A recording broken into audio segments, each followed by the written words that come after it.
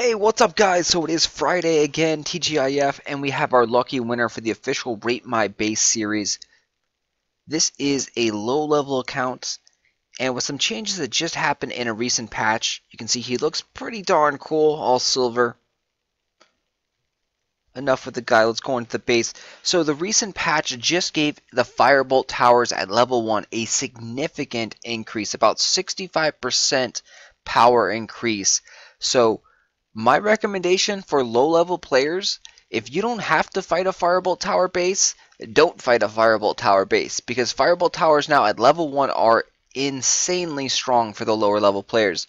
You can tell by roughly how many Firebolt Towers are in the base by where the Firebolt Tower is positioned on the little icons right here. When it is up front, that means there is a lot of them, or they have spent a lot of money on upgrading them. So there may actually only be a couple, but if they spent a lot of money upgrading them, they'll actually get pushed to the first spot right here. So it has a cost ratio in there. Same thing for troops. So he has a lot of Arblasters in here. So for this base is actually probably going to be pretty damn effective with the recent changes in the Firebolt Towers. Unfortunately for him, we are 1,800 or so trophies. We are here with King J-Dub, and looking at the base, he has all these barricades in one line, and there's no towers around at all. That's kind of a weird strategy. You want to kind of use the towers and the barricades together. So right there, this is just a stall tactic for the barricades. But what that does is that leaves all of your towers vulnerable to spells. Sonic Blast and Bladestorm can hit all these towers, like 3 or 4 towers at a time, and we're going to be able to blow them up really quickly. What you want to do is you want to put those barricades that he has over here on the side and put some over here to separate your towers. And especially use your Firebolt Tower, because the Firebolt Tower, it sits back just a little bit and it cannot be hit while you're actually attacking the barricade. And again, you could also move some of these towers over here. So you got a couple different options to do. Overall, a decent base. I just wish he had some barricades over here with all his towers. He has everything set up at the end of his base, so he can kill a lot of kings if they don't take it cautiously. The castle gate does have a nice amount of damage.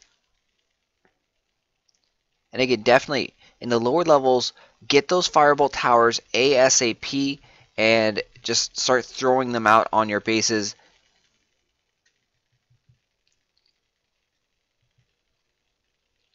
For your wave troops, you don't really need 3 Pyromancers in a wave. You kind of want to separate it out. It's kind of overkill there. You want to have like a Pyromancer, a Froster, a Mortar, all in your wave troops, so then you can have the effects all overlapping. If you have 3 Pyromancers, they all do burn effects, and they don't stack. What that means is that you're still taking fire damage as if there was only 1 Pyromancer. If you have 1 Pyromancer, 1 Mortar, and 1 Froster, you're going to take fire damage, plus you're going to get slowed from the Froster, and then you're also going to take poison damage as well from the Mortar. So you're going to take a lot of damage over time, and you're going to be slow. So you want to diversify your waves. And in the lower levels, Paladins are very, very effective.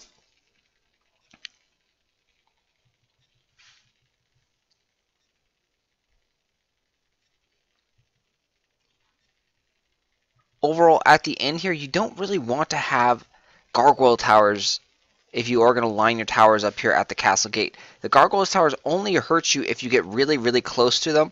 So if we were coming up here and we were running crunch time, we would just avoid all of those Gargoyle towers and just go straight for the castle gate, because we don't need to kill the Gargoyle towers to get a high percentage.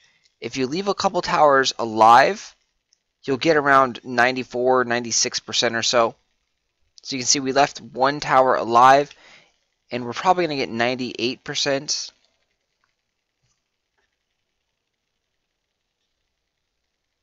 And you can see, yep, we got 98%. So we didn't need to destroy every tower to get some gold, to get a little bit of trophies.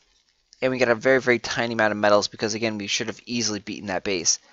So definitely use your barricades and blockades together with your towers.